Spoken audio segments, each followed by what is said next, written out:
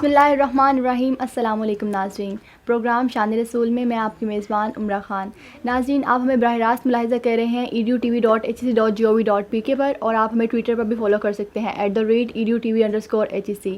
ناظرین، آج کا ہمارا پروگرام موت برزخ قیامت کے بارے میں ہے، اور اسی پر بات کرنے کے لیے ہمارے ساتھ ہمیشہ کی طرح اسٹوڈیو میں موجود ہیں doctor Aftab Ahmed Malik. Doctor Aftab Ahmed Malik he has done PhD from university of Kent England, اور MSc MPhil اور LLB کیا ہوا ہے، اور national resource person higher education commission کے طور پر بھی خدمات سر انجام دے رہے ہیں، اور لاہور گرزن یونیورسٹی میں کمپیوٹر سائنسز کے پروفیسر ہیں۔ السلام علیکم ڈاکٹر صاحب، کیسے ہیں آپ؟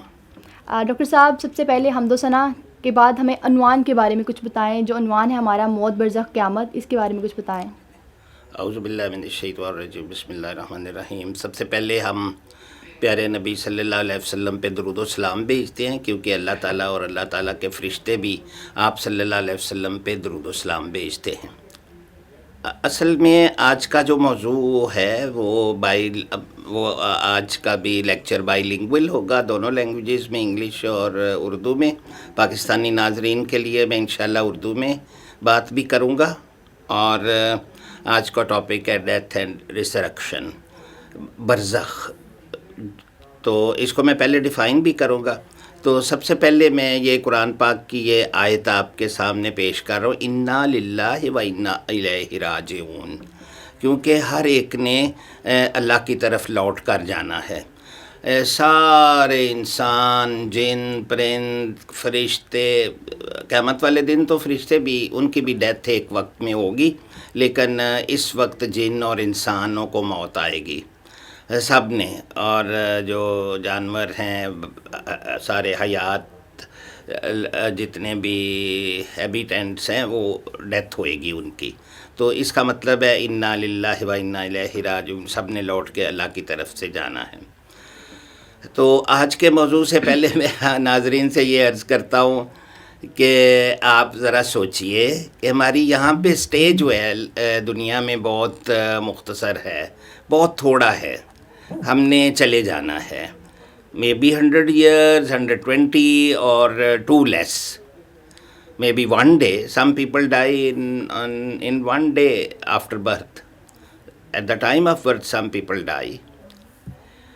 So we have to think and think about the death. Always we keep the death in mind, so that we do not distract ourselves to the wrong path. اور جب نماز آپ پڑھتے ہیں تو اللہ سے دعا کرتے ہیں سورۃ فاتحہ میں، اہدنا الصراط المستقیم، اے اللہ میں سیدھا راستہ دکھا۔ تو سیدھا راستہ بھی ان لوگوں کو ہدایت ملتی ہے جو اس کے متمنی ہوں، جو خواہش رکھتے ہوں۔ جی سر، جو نماز میں ہم نیت کرتے ہیں، ڈکلیریشن کرتے ہیں، اس کی کیا اہمیت ہے؟ اس کی بہت ہی زیادہ اہمیت ہے، میں اس کو بھی ایکسپلین کرتا ہوں۔ ڈکلیریشن جو ہے it's very very important. Last lecture میں نے عرض کیا تھا کہ جہنم میں جو اللہ تعالیٰ کے ساتھ چھوٹا یا بڑا شرک کرتے ہیں، وہ صغیرہ شرک اور کبیرہ شرک دونوں، وہ جہنم میں جا سکتے ہیں، لیکن کبیرہ شرک کرنے والوں کو تو ضرور ہی اللہ جہنم میں بھیجے گا، ان کی معافی نہیں ہوگی۔ تو جو ڈکلیریشن کی بات آپ نے کی ہے، وہ ہم نماز پڑھنے سے پہلے یہ اپنے بارے میں یہ ڈکلیئر کرتے ہیں، انی وجہت وجہی للذی فطر السماوات والارض حنیفا وما انا من المشرکین۔ اس آیت کے جو آخری الفاظ ہیں، وما، میں نہیں ہوں، انا کا مطلب میں، من المشرکین، میں مشرکین میں سے نہیں ہوں، میں نے اپنا چہرہ اللہ تعالیٰ کی طرف کر لیا ہے، اور اپنا منہ اللہ تعالیٰ کی طرف کیا ہے، جس نے پیدا کیا آسمانوں اور زمینوں کو۔ ایک اللہ ہے، اور اسی کا ہو کر میں ہوں، اور میں مشرکوں میں سے نہیں ہوں۔ فطرہ کہتے ہیں پیدائش کو، زمین و آسمان کی پیدائش کے بارے میں ہم نے کچھ ڈیلیبریشنز لاسٹ لیکچر میں کر چکے ہیں۔ تو یہ ڈیکلریشن بہت ضروری ہے۔ نماز تو وہی پڑھتا ہے جو کہتا ہے میں مسلمان ہوں، تو مسلمانوں کے اندر بھی کچھ لوگ ایسے ہوتے ہیں کہ پچھلے لیکچر میں بھی میں بتا رہا تھا کہ جب جماعت ہوتی تھی صحابہ کرام کے وقت میں بھی اور رسول اللہ صلی اللہ علیہ وسلم کے آپ بغل کے بغل میں بت رکھ لیتے تھے، اور پھر جب حکم ہوا رفع یدین کا تو ان کے بت گر جاتے تھے. تو وہ پھر ڈیکلریشن جو ہے، ڈیکلریشن بھی بٹوین مین اینڈ گاڈ ہوتا ہے. جب بندہ سچی نیت سے ڈیکلریشن دیتا ہے اے اللہ میں مشرکین میں سے نہیں، پھر نماز کی قبولیت ہوتی ہے.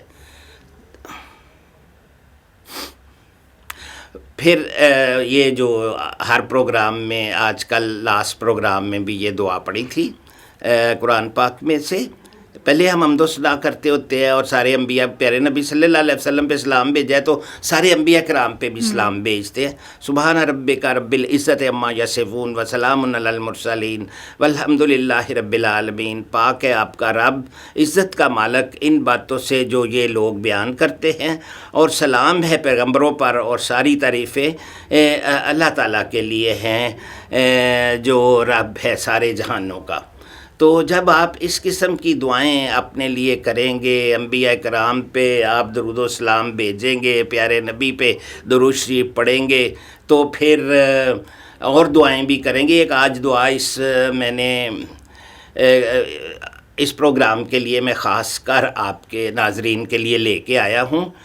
اس سے آپ کے لیے اللہ کامیابیوں کے راستے کھول دے گا، آپ کی تکالیف اللہ دور فرما دے گا. کیونکہ اس میں دو چیزیں ہیں، ایک تو لا الہ الا ہو ہے، الا ہوا، لا الہ الا ہوا، اور دوسرا یہ جو آپ اللہ کو ریکویسٹ کر رہے ہیں اور اللہ پر توکل تو اللہ پہ بھروسہ کر رہے ہیں، جو کہ وہ ہوا رب العرش العظیم.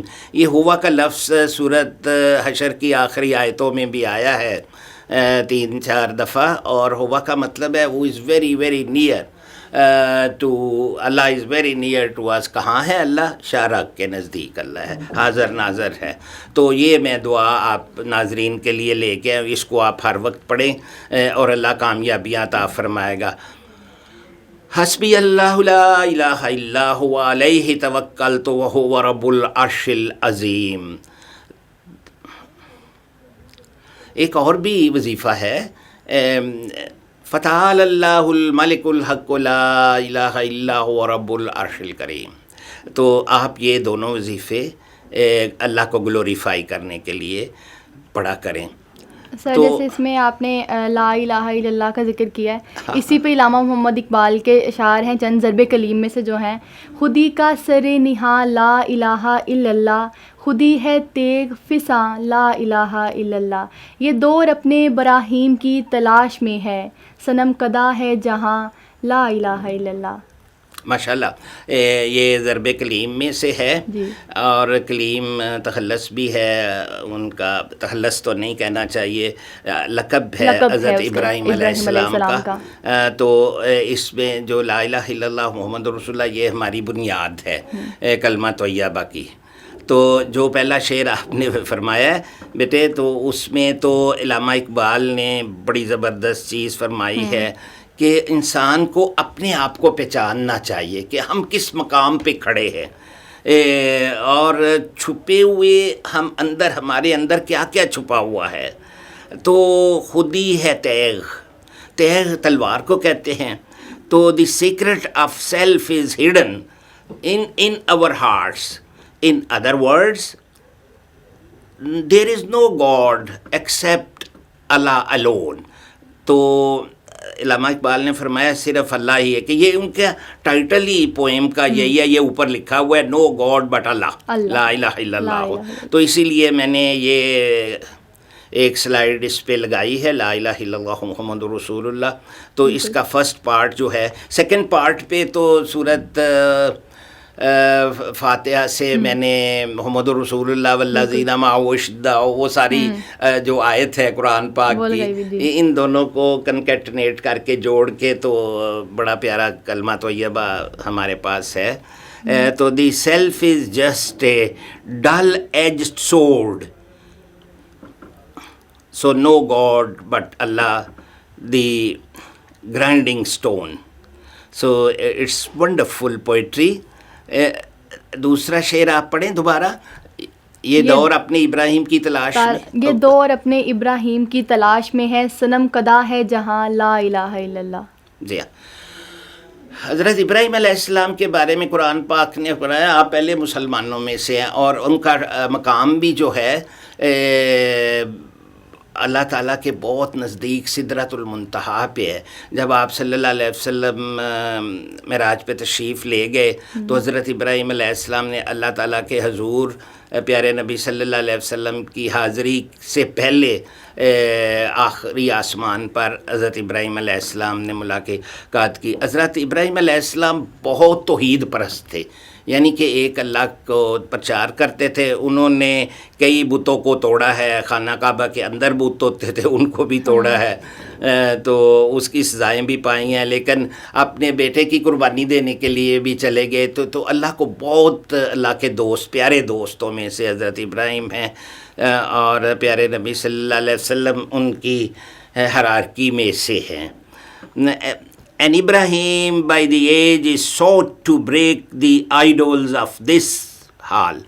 ابھی بھی اس وقت بھی ابراہیم نہیں ہے, ہمیں ایک ابراہیم کی تلاش ہے جو ہمارے گند کو, بت پرستی کو, مشرقین کے شرک سے ہمیں پاک کرے. ابھی بھی یہ علامہ اقبال کا کلام ہے, صنم کدا ہے جہاں لا الہ الا اللہ. A vowel of God's ownness can make all these idle headlong fall. No God but Allah. کوئی اور خدا نہیں ہے. ایک دفعہ آپ نے حضرت ابراہیم علیہ السلام, اللہ کی رحمتیں ان کے اوپر, انہوں نے سارے بتوں کو توڑ کے بڑے بت کے سر کے اوپر کہاڑا رکھ دیا تھا. تو کہاڑا رکھا تو پھر انہوں نے کہا کہ آپ نے توڑے ہیں. انہوں نے کہا اپنے بت سے پوچھ لیں, بت تو بولتے نہیں ہیں. انہوں نے کہا, کفار نے بھی کہا تھا بت نہیں بولتے. جی یہ پڑھے آپ. کیا ہے تو نے متائے غرور کا سودا, فریب سود و زیاں لا الہ الا اللہ. یہ دیکھیں نا جی, ہم اپنے دولت اور جائیداد اور پوزیشن میں غرور میں پڑے ہوئے ہیں. اب یہ ضرورت ہے کہ ہم اس سے باہر نکلیں. متاع غرور جس کے اوپر ہم اتراتے ہیں, خوش ہوتے ہیں. A bargain you have struck for good of life, for goods of life. دنیا کے مال و اسباب ہیں اور سارا امیری ہے, عمارت ہے, پیسہ ہے, اس پہ ہم بڑے تکبر میں ہیں. A step that smacks conceit. All save the call, no one but Allah is barely fraught with fraud and deceit. اللہ کو یہ سود و زیاں جو ہے نا کے ساتھ مقابلہ کرنا آتا ہے. لا الہ الا اللہ. اب آپ نے نیکسٹ شعر پڑھنا ہے. وہ بھی میں 4 شعر ہم نے چنے ہیں آج کے پروگرام سے, تو یہ بیٹی کی خواہش تھی کہ اس کو شامل کیا جائے. یہ مال و دولت دنیا, یہ رشتہ و پیوند, بتانے وہم و گماں لا الہ الا اللہ. دوبارہ پڑھے. یہ مال و دولت دنیا, یہ رشتہ و پیوند, بتانے وہم و گماں لا الہ الا اللہ. مال دولت دنیا, رشتہ داریاں اور دوسرے ریچز جو ہیں یہ بتوں کی طرح ہی ہیں. ہمارا وہم گمان ہے ایک دم سے زندگی نے ختم ہو جانا ہے, موت نے آ جانا ہے. تو آج ہم نے موت اور برزخ کا ٹاپک اسی لیے چنا. تو یہ ابتدائیہ تھا جو علامہ اقبال کی پوئٹری سے ضرب کلیم سے ہم نے لیا ہے. The worldly wealth and riches too, ties of blood and friends. Blood relations ہیں, آپ کے رشتہ داریاں ہیں, دوست ہیں, اور آپ کے کچھ خوابیں پڑی ہوئی ہیں کہ ہم نے یہ بننا ہے, یہ حاصل کرنا ہے, اور پھر وہ بھی بتوں کی طرح ہی ہو جاتا ہے. دی idols wrought by doubts untrue. یہ سارا کچھ untrue ہے. all save God's oneness empty seem, no God but Allah. یہ سارے ہمارے وہم و گمان بالکل صحیح نہیں ہیں. جو ہے وہ ہستی محترم اللہ تعالیٰ کی ذات ہے. لا الہ الا اللہ. شاباش. Thank you sir. سر یہ نیکی کا کنسیپٹ کیا ہے؟ مطلب ہم لوگ نیکی سمجھتے ہیں چھوٹی سی نیکی کر دی تو یہ ہمیں نیکی مل جائے گی، لیکن نیکی کا اصل کنسیپٹ کیا ہے؟ میں عموماً بچوں کو بھی کویشچن پوچھتا ہوتا ہوں، ایک نیکی کیا ہوتی ہے اور ایک گناہ کیا ہوتا ہے. تو اگر آپ کسی کو پانی پلا دیں تو آپ کو 10 نیکیاں ملتی ہیں. قرآن پاک کا ایک لفظ پڑھے تو ایک حرف کے بدلے میں 10 نیکیاں بنتی ہیں. This is a unit which is use for virtue, اور نیکی کے لیے یوز ہوتا ہے.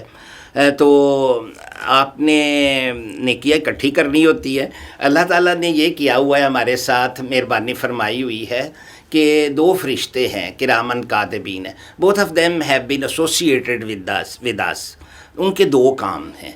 ایک تو وہ دن رات، ایک فرشتہ 2 ڈیٹا بیسز ہیں اللہ کے ہاں، علیین اور سجین، دونوں ان کے اندر انٹری کرتے رہتے ہیں. جو کام ہم کرتے ہیں ان کی انٹری ڈیلی بیسس پہ ہوتی رہتی ہے، بلکہ مومنٹ ٹو مومنٹ ہوتی رہتی ہے. لیکن ایک اللہ کی مہربانی یہ ہے کہ پیارے نبی صلی اللہ علیہ وسلم نے فرمایا اگر آپ کوئی نیت کرتے ہیں نیکی کی تو آپ کو ثواب مل جاتا ہے چاہے نہ کریں. اگر آپ کوئی برائی کی نیت کرتے ہیں تو وہ اتنی دیر تک برائی شمار نہیں ہوتی جب تک آپ کمٹ نہ کوئی کر لیں. تو اس لیے فرشتے بڑے کیئرفلی ہمارے ساری حرکات سکنات اور سارے ہمارے گناہ اور ثواب کے کام لکھتے رہتے ہیں. اور دوسرا کرامن کاتبین کا یہ فنکشن ہے کہ فرض کریں ہم سڑک پہ جا رہے ہیں، ایک بہت بڑا ٹرک آ گیا، اس نے ہمیں کچل دینا ہے. وہ پکڑ کے ہمارے بازو ادھر کھینچ لے گیا، ہمیں نہیں پتہ چلے گا. وہ اللہ کی طرف سے ان کے وَإِنَّهُ لَحَافِظُونَ یہ قرآن پاک میں آیا ہے. تو اس جب تک موت کا وقت نہیں آ جاتا یہ وہ ڈیوٹی سر انجام دیتے رہے. سر یہ بھی تو ہے نا کہ صدقہ موت کو ٹالتا ہے، اس طرح کچھ ہے کہ یہ جو حدیث ہے وہ سچ ہے، آپ ٹھیک فرما رہی ہیں کہ صدقہ اگر دیں تو بھی موت بھی ہو تو اس کو ڈال دیتا ہے. وہ ایک لائن لگ جاتی ہے صدقے کی وجہ سے، بیماریوں کو بھی وہ صحت یابی میں بدل دیتا ہے. صدقہ آپ کے لیے سارے کاموں جس طرح بھی آپ نے مثال بھی دی ہے کہ اگر ہم ٹرک کے ہمیں پتا ہو کہ ٹرک کے آگے آ جانا تو وہ ہمیں کھینچ دیتا ہے. اگر ہم نے صدقہ دیا ہو تو صدقے کو عام کرنا چاہیے لوگوں کو. جی میں یہی عرض کرتا ہوں آپ کی بات بڑی ہو. وہ صدقات، خیرات، زکوٰۃ اور لوگوں کی امداد جو آپ جو ناظرین سن رہے ہیں وہ لکھ لیں. اگر آپ امیر ہونا چاہتے ہیں تو سورۃ البقر آیت نمبر 177 اس کا وظیفہ نہیں کرنا، ایک دفعہ بھی نہیں وظیفہ کرنا، اس کو پڑھیں. اس میں جو کام کرنے کے لیے وہ کریں، جو نہیں کرنے کے لیے وہ نہ کریں. اور پھر غریبوں کو، مساکین کو، غربا کو، یتاما کو، راستے میں چلنے والے کو، مانگنے والوں کو، نہ مانگنے والوں کو کچھ نہ کچھ دیتے رہیں.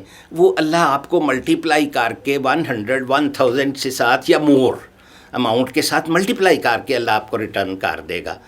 تو یہ آپ کی بات بہت اچھی ہے. غالباً آپ نے سورۃ بقرہ کی آخری 2 آیات بتائی ہیں یا نہیں میں نے آخری 2 آیات نہیں بتائی، وہ تو اللہ تعالیٰ نے معراج پہ پیارے نبی صلی اللہ علیہ وسلم کو خود تحفتاً دی تھی. میں نے ایک 177 بتائی ہے، جو آخری آیات ہے ان کا نمبر ہے 285 286 سورۃ البقرہ. تو ناظرین کو چاہیے اب یہ 177 آیات کو لکھ لیں اور اس کو مطلب پڑھا کریں. اور ڈاکٹر صاحب نے جیسے فرمایا کہ آپ نے اگر امیر ہونا ہے اس کو ایک دفعہ کاغذ پہ لکھ لیں کیا کرنا ہے کیا نہیں کرنا، اس پہ عمل کرنا ہے. لوگوں کو دینا ہے، مال دینا ہے، صدقہ دینا ہے، خیرات کرنی. بالکل. ڈاکٹر صاحب قوموں کی تباہی کب ہوتی ہے؟ کہ اگر جس طرح آپ ابھی بتا رہے ہیں کہ اگر ہم صدقہ نہیں دیتے تو ہم امیر غریب یہ بتا رہے ہیں، تو قوموں کی تباہی کب ہوتی ہے؟ قوموں کی تباہی کے بعد یہ میں آپ کا کویشچن کا پارٹ لٹل پوسٹ پون کر کے پہلے میں بتا دیتا ہوں کہ آپ مال کے ساتھ نا یہ ویلیوز اور ورچوز کو نہیں خرید سکتے. ویلیوز کیا ہیں؟ کچھ چیزیں اللہ نے ایسی بنائی ہیں جو آپ نیکی کرنے کے ساتھ ساتھ نیک نیتی سے، مثلا ایک کافر ہے اللہ پہ ایمان نہیں رکھتا، وہ خیرات کرتا ہے، اس کا خیرات کوئی قبولیت اس کی نہیں ہوگی، اس کو کوئی ثواب نہیں ملے گا. جو آپ ثواب پوچھ رہی تھی نیکی کیا ہوتی ہے، دو ہی از ڈوئنگ ویری گڈ. جو کامن سینس ہے وہ نہیں خریدی جا سکتی، اچھے مینرز نہیں خریدے جا سکتے، وہ آپ نے بائی پریکٹس آپ نے اس کو اپنے آپ کو ڈالنا ہے. موریلٹی، ایتھکس اور رسپیکٹ فل اپنی پرسنالٹی کو آپ نے بنانا ہے، اپنے کریکٹر کو ساؤنڈ بنانا ہے. یہ چیزیں آپ نے اللہ پہ بھروسہ کرنا ہے اور صبر کرنا ہے، اور کلاس انٹیگریٹی اور محبتیں، یہ ساری چیزیں خریدی نہیں جا سکتی. بالکل ایسے ہی ہے. ٹھیک ہے نا. اب ہم قوموں کی دیکھتے ہیں کہ قرآن پاک میں جتنی بھی قوموں کی تباہی کا ذکر آیا ہے، جتنی بھی بے شمار قوموں کی تباہی کا ذکر آیا وہ مسمحش ہو گئیں. حضرت نوح کے وقت تو سارے ہی لوگ ہی سمحش ہو گئے تھے، اور ان میں سے ایک بھی قوم کی تباہی کی وجہ روزہ، حج، زکوٰۃ چھوڑنا نہیں تھی، بلکہ کم تولنا، رشوت ستانی، انصاف نہ کرنا، کسی کا حق مار لینا اور ملاوٹ کرنا اور کسی کو ناحق قتل کرنا، یہ چیزیں جس کا تعلق حقوق العباد سے ہے. میں ناظرین کے لیے یہ بھی بات عرض کرنا چاہتا ہوں کہ اسلام میں پروپورشنیلٹی حقوق اللہ کی، جو اوپر والے سلائیڈ میں کے حصے میں ہمارے پاس حقوق اللہ لکھے ہوئے ہیں، نماز، روزہ، زکوٰۃ، حج، یہ اللہ کے حقوق ہیں. اور اور یہ جو نیچے چیزیں میں نے لکھی ہیں، یہ برائیاں جو ہیں جب ہمارے اندر آ جاتی ہے تو پھر ہمارا دل سیاہ ہوتا جاتا ہے، پھر ہمیں ہدایت نہیں ملتی، اور یہ زیادہ وجوہات ہے تباہی کے لیے. مثلا کبھی زلزلہ آ گیا، کبھی کووڈ-19 آ گیا، کبھی ڈینگی ہے، ابھی تو ابھی ڈینگی کی وبا پھیلی ہوئی ہے، کبھی ڈینگی آ گیا، کبھی. لیکن کرونا سے all over the world 25 to 26 crore لوگ افیکٹ ہوئے ہیں، ویری ایڈورسلی افیکٹڈ. اچھا، موضوع میں موت کا تھا. موت کے بارے میں بھی، موت کے بارے میں مجھے یہی جاننا تھا کہ موت کے بارے میں بتائیں کہ ڈیڈ باڈی جو کہتے ہیں نا سارے کہ موت ہو گئی، مطلب مر گیا انسان، اس کی ڈیڈ باڈی کا کیا حال ہوگا. سب جاننے کے لیے بے قرار بھی ہوتے ہیں کہ اور ڈرتے بھی ہیں جس وقت موت ہو جاتی ہے. تو یہ بتائیں کہ ڈیڈ باڈی کا کیا حال ہوگا، اور روح کے بارے میں بتائیں. میں 2 طریقوں سے ڈیڈ باڈی کے بارے میں آپ کو بتاتا ہوں، because I am scientist also, اور میں اللہ کے پیارے نبی صلی اللہ علیہ وسلم سے پختہ ایمان رکھنے والوں میں سے ہوں. تو ایک تو پہلے ہے کلو نفس ذائقۃ الموت، سب کو موت آنی ہے. یہ in the opening sentence of the talk today I have mentioned, کلو نفس ذائقۃ الموت، ہر ایک کو موت آنی ہے. اب پہلی بات میں یہ عرض کروں کہ کیمیکلی کیا ہوگا وہ میں بعد میں آپ کو بتاتا ہوں. ڈیتھ کے بعد چلے پہلے یہ کیمیکل کا بتا دیتے. کیمیکلی کیا ہوگا، آپ فرض کر لیں بکرے کا گوشت جو ہے آپ نے باہر رکھ دیا ہے، ڈی فریزر میں نہیں رکھا اور فریج میں نہیں رکھا، اس کو رکھ دے 3-4 دن 5 دن 6 دن بعد ویسے ہی رکھا ہوا ہے، گرمیاں ہیں، تو کیا حال ہوگا اس کا. تو لیکن یہ جو ہے 3 days after death of humans, chemically speaking, this I'm chemically speaking, 3 days قبر کے اندر یہ ہوتا ہے کہ نیلز گرنے شروع ہو جاتے ہیں، ناخن. 4 دن کے بعد بال ڈکے ہو جاتے ہیں. 5 دن کے بعد again I am telling the listeners, honourable listeners, this what I am seeing is chemically I am seeing. لیکن آپ قبر کھول کے دیکھیں، جو نیک لوگ ہوں گے وہ اسی طرح ہی قبر میں پڑے ہوں گے، دوسروں کے ساتھ یہ ہوگا. 5 دن کے بعد برین میلٹ ہونا شروع ہو جاتا ہے. 6 دن کے بعد پیٹ میلٹ ہونا شروع ہو جاتا ہے، اور وہ میلٹ ہو کے زمین میں جذب ہو جاتا ہے. اسی لیے ہم مسلمان مٹی میں دفن کرتے ہیں. 60 days کے بعد گوشت جو ہے وہ سیپریٹ ہو جاتا ہے ہڈیوں سے، اور وہ تیزابیت بن جاتی ہے. اور وہ اندر جو 3 دن کے بعد ان ہیومن فلش کی جو بدبو ہے اس سے تو جانور بھی بھاگتے ہیں، اتنی ناخوشگوار ہے.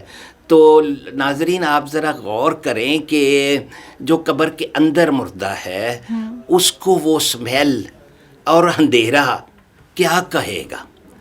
تو یہ تو سوچنے کی بات ہے. ایون دی میں خود اپنے آپ کو بھی کہہ رہا ہوں، even the animals wouldn't wish to stand near the graves due to the unbearable. اگر کوئی قبر میں سوراخ ہو جائے یا سانپ اندر آ جائیں چلے جائیں تو وہ پھر باہر بدبو آنا شروع ہو جاتی ہے.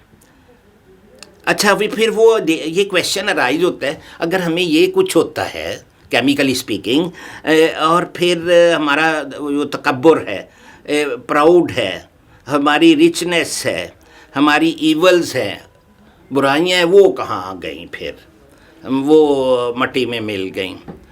تو ڈیتھ کی ایک تعریف کر لیتے ہیں. The death actually is not the biggest disaster in life. The biggest disaster in life is when our fear of Allah dies, when we are still alive. جب ہم ابھی زندہ ہیں اور اللہ تعالیٰ کا خوف ہمارے دلوں سے اڑ جاتا ہے تو سمجھے ہم مردہ چل رہے ہیں، پھر رہے ہیں، باہری دنیا میں ہی ہیں.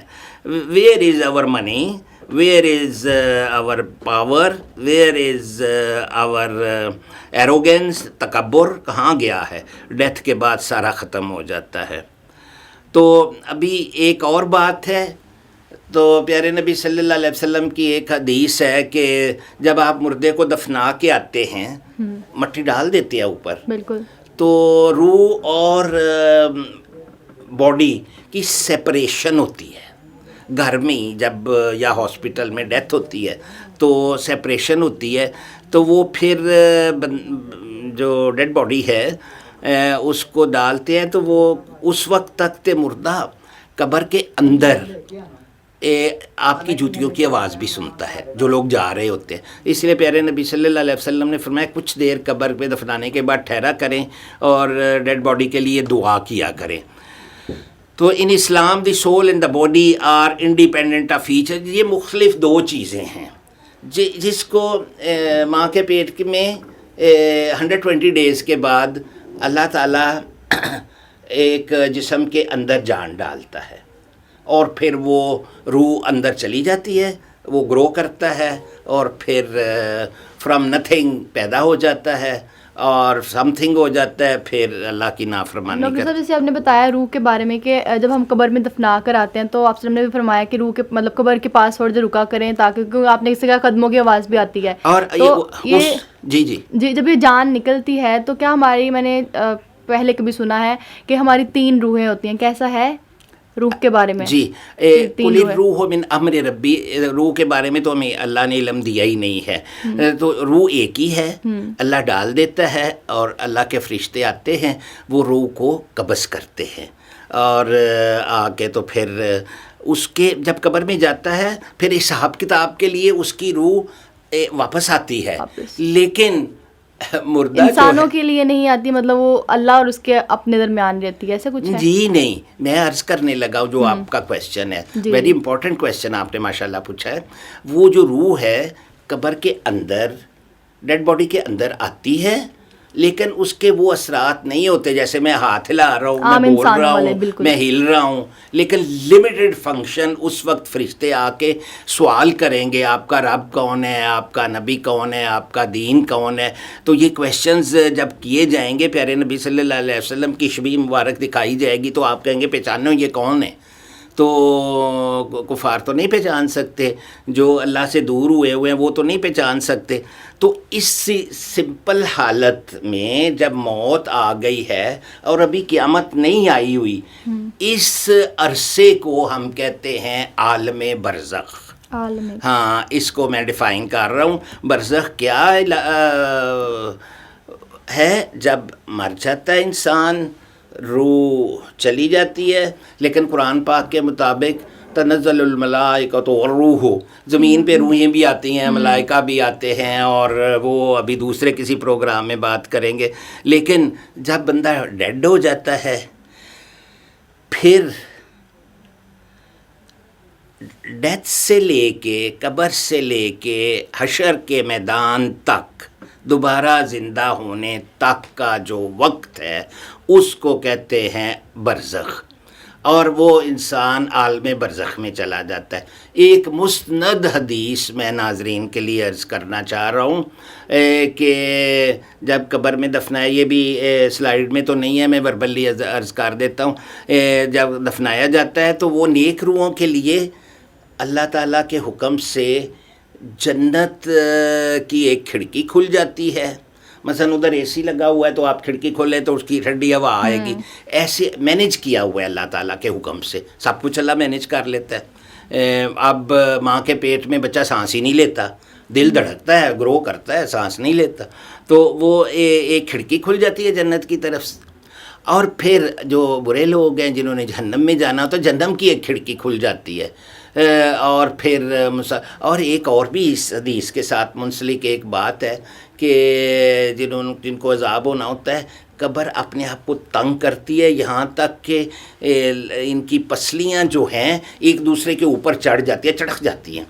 تو یہ بات ہے, since one soul is divorced from, divorce کا مطلب ہے علیحدگی, divorce from their body in برزخ, the brief is that no progress or improvement is to one's past life can be made or is not possible. میں یہاں یہ عرض کرنا چاہتا ہوں, this is very important. اگر ناظرین آپ اس سوچ میں ہیں, اور ڈاکٹر آفتاب ملک کو بھی میں کہہ رہا ہوں اپنے آپ کو, ہم اگر اس سوچ میں ہیں کہ اچھا پھر کر لیں گے, پھر اللہ کی طرف رجوع کریں گے, پھر کر لیں گے, لیکن جب ایک وقت ہوتا ہے جس کو نزاکت کا وقت ہوتا ہے, نزا کا وقت ہوتا ہے, جب جان نکل رہی ہو, پھر عالمی مولوی صاحبان ٹھیک فرماتے ہیں توبہ کے دروازہ بند ہو جاتا ہے. دروازہ بند ہونا از اے میٹافوریکل یوز, یہ استعارتاً استعمال ہوتا ہے, لیکن اس وقت توبہ ہو ہی نہیں سکتی, نہ قبول ہو سکتی ہے نہ توبہ پاسبل ہے. لیکن یہ ہے کہ اگر آپ نیک روحیں ہیں تو آپ کو اللہ تعالیٰ کلمہ طیبہ نصیب فرمایا, کہ جو پہلی سلائیڈ پہ کلمہ طیبہ ہم نے لگایا. ڈاکٹر صاحب جیسے یہ کہتے ہیں کہ کوئی مر گیا ہے تو اس کے لیے پڑھائی کرو, قرآن پاک پڑھو, تو کیا یہ ثواب ان کو جاتا ہے جو مطلب مر گئے ہوتے ہیں, جو فوت ہو گئے ہوتے ہیں؟ دیکھیے جی, بلکہ اس کا بھی ایک دفعہ کا ذکر ہے.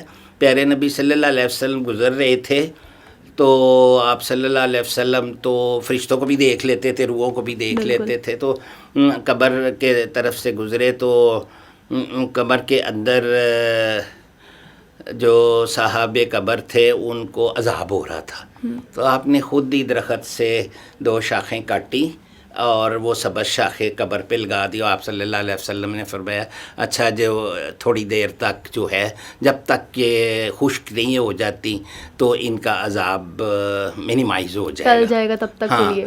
تو لیکن جو ہم پڑھتے ہیں اپنے لیے پڑھتے ہیں, جو اس کے لیے کوئی کسی کا بوجھ نہیں قیامت والے دن اٹھائے گا, لیکن پہنچتا ہے. جو آپ کہہ رہی ہیں نا, اللہ کا ذکر کر کے دعا مانگنی, تو it's up to Allah to accept اور ریجیکٹ. تو وہ تو سارے اپنے رشتہ داروں کے لیے, فرینڈس کے لیے ہمیں پڑھنا چاہیے. تو یہ برزخی زندگی ابھی لاسٹ عذاب القبر, موت کے بارے میں تو ہم بات کر لی ہم نے, ہمارا ٹاپک ہی آج کا یہ ہے کہ موت برزخ قیامت. تو اب ہم عذاب القبر کی بات کرتے ہیں. عذاب القبر کے بارے میں کچھ بتائیں. میں نے عذاب القبر کا کیمیکلی بتایا ہے آپ کو, اور ریلیجسلی یہ اسلامک پوائنٹ آف ویو سے یہ بتایا ہے کہ جنت کی ایک کھڑکی نیک لوگوں کے لیے کھل جاتی ہے. اچھا ایک اور بات ہے, قبر میں بندہ چلا گیا ہے یا پانی میں دفن ہوا ہے, پہلے پانی میں بھی دفن کرتے تھے, پانی میں دفن ہوا ہے یا قبر میں دفن ہوا ہے, اس کے پارٹس سارے ہندو جلا دیتے ہیں اور گنگا جمنا میں ان کی راکھ بہا دیتے ہیں. وہ اللہ تعالیٰ جس نے پہلی دفعہ ہمیں فرام ایبسولوٹ نتھنگ اللہ نے پیدا فرما دیا ہے, پھر ہم ڈی این اے بھی ہے اور اللہ کی حکمت سے ہماری اسٹرکچر بھی اللہ کے پاس موجود ہے, ہمارے اعمال بھی موجود ہیں, تو وہ پھر جو ہے وہ اللہ تعالیٰ قبر میں بندے کی ہستی مٹ بھی جائے تو قیامت والے دن جس دن ٹرمپٹ بولے گا, ایک فرشتہ مقرر ہے وہ جو ٹرمپٹ کو پھونکے گا, اس کی آواز اتنی شدید ہوگی کہ زمین ٹوٹ جائے گی, ٹکڑے ٹکڑے ہو جائے گی, آسمان میں سے سورج گر جائے گا, ستارے گرنے شروع ہو جائیں گے, سب کچھ سمیش ہو جائے گا. تو بعد میں اللہ تعالیٰ پھر پیدا فرما لے گا. تو پنشمنٹ آف دا گریو کے بارے میں آتے ہیں کہ the souls of the unrighteous are punished by angels in the grave. یہ بڑی مجھے بھی اور ناظرین کو بھی یاد رکھنا چاہیے. While the righteous find the grave peaceful and blessed. تو یہ عذاب قبر کی 2 منازل ہیں, نیک لوگوں کے لیے اور برے لوگوں کے لیے. تو اس میں میں ایک حدیث، بیکاز میری ہمیشہ ہی کوشش ہوتی ہے کہ میں کوئی ایسی بات نہ کروں جو میری طرف سے، آج میں نے کیمیکلی جو بات کی ہے تو ساتھ بتا دی ہے، جی بالکل، کیمیکل ڈی کمپوزیشن ہوتی ہے فلش کی اور بونز رہ اور بونز جاتے وغیرہ ہیں، کی، جی اور پھر اب بونز کو بھی نا ٹرمائٹ کھا جاتی ہے، تو پھر ہستی ختم ہو ختم جاتی ہوتی ہے، بالکل، اللہ کچھ پھر رہ پیدا جاتا کر فرمائے گا، بالکل، یہ اللہ کا کمال ہے ماشاء اللہ۔ تو حدیث ہے whoever loves to meet Allah, Allah loves to meet him, and whoever hates to meet Allah, Allah hates to meet him۔ یہ حدیث جناب ہے صحیح مسلم میں، اور یہ مستند حدیث ہے۔ دوسری حدیث، I do not hesitate to do anything as I hesitate to take the soul of the believer, for he hates death and I hate to disappoint him۔ دیکھیں کتنی زبردست حدیث ہے، یہ بھی صحیح بخاری میں سے، یہ صحیح بخاری میں سے ہے، ٹھیک ہے جی۔ ڈاکٹر صاحب یہ جس طرح آپ نے عذاب کے موت کے بارے میں بتا دیا، عذاب کے بارے میں بتا دیا، لیکن جس طرح آپ نے بتایا کہ جو گناہ کرنے والے ان کے لیے گناہ والی کھڑکی کھلے گی اور جو نیک والے ہیں ان کے نیک، یہ بتائیں کہ توبہ کرنے کے لیے ہمارے ناظرین کو کوئی ایسی دعا بتائیں جس کی ہم توبہ کر سکیں۔ میں پہلے وہ بتا دیتا ہوں آپ کو، سب سے زیادہ دعا جو ہے جو مستند ہے، وہ آپ سارے ویسے بھی کہیں اے اللہ پاک ہم سارے گناہوں کی معافی مانگتے ہیں، ہمیں آئندہ سے نیکی کی توفیق عطا فرما، یا تواب الرحیم ہمیں معاف کر دے، آپ رحم کرنے والے توبہ کرنے والے ہیں، اللہ آپ ہمیں ہر گناہ سے معافی دے دے۔ ایک تو یہ بات ہے، اللہ معافی دے گا، لیکن ایک بات میں ایک کنڈیشن بتا دیتا ہوں ناظرین کو، جب آپ توبہ کرنے لگیں اچھا بالکل کانفیڈینشل رکھیں اس کو، دل کے اندر اللہ کے حضور توبہ کریں، یہ پکی کنڈیشن ہے۔ میں مولوی صاحبان آپ کو شاید نہ فرما سکیں، مولوی صاحبان کو سب پتہ ہوتا ہے۔ تو یہ دوسری دعا میں عرض کرنے لگا ہوں جو ایکچولی آپ پوچھ رہی ہیں کہ کون سی دعا ہم ہر روز کرتے رہیں توبہ استغفار کے لیے۔ تو پیارے نبی صلی اللہ علیہ وسلم کے پہلے پروگرام میں نے عرض کیا تھا کہ سورۃ فتح کی 3 ابتدائی آیتوں میں اللہ نے فرما دیا تھا کہ آپ کے ذمے کوئی ذنب، کوئی برائی، کوئی کچھ بھی نہیں ہے، کوئی گناہ نہیں ہے۔ اچھا پیارے نبی صلی اللہ علیہ وسلم ہر روز 100 ٹائمز پڑھتے ہوتے تھے استغفر اللہ ربی من کل ذنب واتوب الیہ، میں اللہ سے اپنے تمام گناہوں کی بخشش مانگتا ہوں جو میرا رب ہے، اور ہم نے اسی کی طرف رجوع کرنا ہے۔ تو آپ توبہ کرتے رہے، صحابہ کرام کو بھی یہی بتاتے تھے۔ جب آپ صلی اللہ علیہ وسلم کی رحلت ہونے کا وقت آیا تھا تو اس سے 1 سال پہلے، تھوڑی دیر پہلے خطبہ حجۃ الوداع میں تو آپ نے فرما دیا تھا اگلے سال ہو سکتا ہے میں آپ میں نہ ہوں، تو وہاں پہ آپ نے سم اپ کیا تھا جو بھی تبلیغ کرنی تھی اللہ کے حکم سے، اور قرآن پاک کی آخری آیت بھی وہاں ہی نازل ہوئی تھی سورۃ الانعام کی، کہ آج ہم نے آپ کے دین، آپ کے اوپر نعمت کی تکمیل فرما دی ہے۔ تو لیکن جب آپ شدید بیمار ہو گئے تو آپ نے، صحابہ کرام بھی تھے، ریلیٹیوز بھی تھے، تو آپ حضرت عائشہ کے حجرے میں تشریف فرما تھے، اور آپ نے 3 دفعہ فرمایا نماز نماز نماز، پھر کہا کہ ان کے لونڈی غلاموں کے حقوق کا خیال رکھنا، those who are your servants, those who serve you، ان کا خیال رکھنا۔ تو پھر آخری الفاظ تھے نا، جب آپ کی روح قبض کرنے سے تھوڑے ہی مومنٹس پہلے، تو اللہ پیارے نبی صلی اللہ علیہ وسلم نے فرمایا، 2 جبرائیل ساتھ آئے ہوئے تھے ملک الموت کے ساتھ، تو اجازت مانگی تھی کہ کیا اللہ تعالیٰ نے ہمیں بھیجا ہے کہ ہم آپ کی روح قبض کر لیں، اور آپ کے استقبال کے لیے ایک فرشتوں کا سردار آیا ہے۔ میں ابھی بس وائنڈ اپ کرنے لگا ہوں۔ فرشتوں کا سردار آیا ہے اور اس کے اندر 1,00,000 فرشتے ہیں، ہر فرشتے کے اندر 1,00,000 فرشتے اور ہیں، وہ سارے آپ کے استقبال کے لیے آئے ہیں، تو کہ آپ کی طرف سے اجازت ہے؟ تو پھر پیارے حضرت جبرائیل علیہ السلام ان پہ سلام ہو، انہوں نے فرمایا اللہ تعالیٰ یہی چاہتے ہیں کہ آپ آئیں. تو پھر پیارے نبی صلی اللہ علیہ وسلم نے فرمایا میں اپنے رفیق اعلیٰ سے ملنے جا رہا ہوں. جب بھی کسی کی بھی ڈیتھ ہوتی ہے اس کی روح کو اللہ تعالیٰ سے ملوایا جاتا ہے، نیک لوگوں کی روح کے لیے اللہ کو ملوایا جاتا ہے. تو اس کی میں بس آخری جو ہے یہ جو اللہ تعالیٰ کیا فرماتے ہیں فَادْخُلِي فِي عِبَادِي، پھر میرے خاص بندوں میں داخل ہو جاؤ، وَادْخُلِي جنتی، اور میری جنت پہ آ جاؤ. یہ سورۃ الفجر کی آیتیں ہیں. اس سے پہلی آیتیں 2 اور بھی ہے، یا ایھا النفس، یا ایتھا النفس المطمئنۃ، اے اطمینان والی جان، اپنے رب کی طرف واپس ہو، یوں کہ تو اس سے راضی ہو وہ تجھ سے راضی ہو. یہ نیک لوگوں کے لیے سورۃ الفجر میں اللہ تعالیٰ نے آخری آیات میں فرمایا. لیکن سورۃ الفجر میں اللہ تعالیٰ نے اور بھی باتیں بتائی ہیں کہ کس طرح زمین ٹکڑے ہو جائے گی، تباہ ہو جائے گی، اور قیامت آئے گی، زلزلہ آئے گا. تو وہ دوسرے کسی پروگرام. موت کے بعد زندگی کا کیا تصور ہوگا؟ جی بالکل، اٹس ویری، موت کے بعد ایک تو برزخی زندگی ہے جو آج کا ٹاپک تھا. بالکل. جب قیامت آ جائے گی پھر اللہ تعالیٰ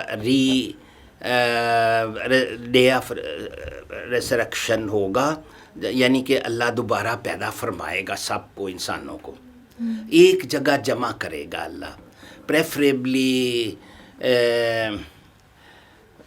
مکہ شریف کے ساتھ جہاں پہ لوگ حاجی میدان عرفات میں ٹھہرتے ہیں وہاں پہ ہی اللہ اکٹھا کرے گا، کیونکہ حضرت آدم اور اماں حوا وہاں پہ ان کی ملاقات ہوئی تھی جب جنت سے اتارا گیا تھا. تو وہاں پہ پھر حساب کتاب ہوگا، وہاں حوض کوثر ہوگا، اور پھر وہ یہ سٹرکچر نہیں رہے گی، سب کچھ ختم ہو گیا ہوگا، خانہ کعبہ بھی گر گیا ہوگا، لوگ بھی سارے ختم ہو گئے ہوں گے، پلینٹ سارے ختم ہو گئے ہوں گے، اور پھر اللہ اکٹھا کرے گا اور حساب کتاب ہوئے گا. نیک لوگوں کا جو نامہ اعمال ہے جو دونوں ڈیٹا بیسز کے لیے کرامن کاتبین نے لکھا تھا وہ دائیں ہاتھ میں پکڑا دیں گے، دوسروں کا بائیں ہاتھ میں پکڑا دیں گے، اور وہ غمگین ہوں گے. تو کچھ لوگوں نے جن کے لیے پیارے نبی صلی اللہ، جنہوں نے شرک نہیں کیا ہوگا تو پیارے نبی صلی اللہ علیہ وسلم نے ان کے لیے اگر دعا کی کر دی تو وہ شاید بھی نہیں کہنا چاہیے مجھے، وہ بچ جائیں تو اللہ کی مہربانی ہے. O civil that are the rest, return to your Lord, well pleased with him, well pleasing him, so enter among my servants and enter into my garden. Garden means جنتین، بہت ساری 7 جنتیں ہیں. تو جن لوگوں پہ اللہ ڈسپلیز ہوگا ان کو جہنم میں پھینک دے گا. یہ دوسرا پارٹ جو ہے نا لائف آفٹر ڈیتھ، یہ اگر آپ کے پاس وقت ہے ابھی سر اختتام تک یہ اختتام آپ کریں، یہ 2-3 سلائیڈیں ہیں نا لائف آفٹر ڈیتھ، ان کو اگلے پروگرام میں ہم شفٹ کر لیتے ہیں. تھینک یو، بہت شکریہ آپ کا. ایک بات اور رہ گئی ہے ناظرین کے لیے، آخر میں گزارش کرنا چاہ رہا ہوں کہ ریپینٹنس، اللہ ہم سے یہ غلطیاں ہو گئی ہیں، اللہ کے آگے گڑ گڑا کے معافی مانگنا اور فارگیونیس کے لیے دعا کرنا. اور یہ میں ایک دفعہ اینڈ پہ آپ کو اور دکھا دیتا ہوں، یہ جو سلائیڈ ہے استغفر اللہ ربی من کل ذنب واتوب الیہ. جی بیٹے.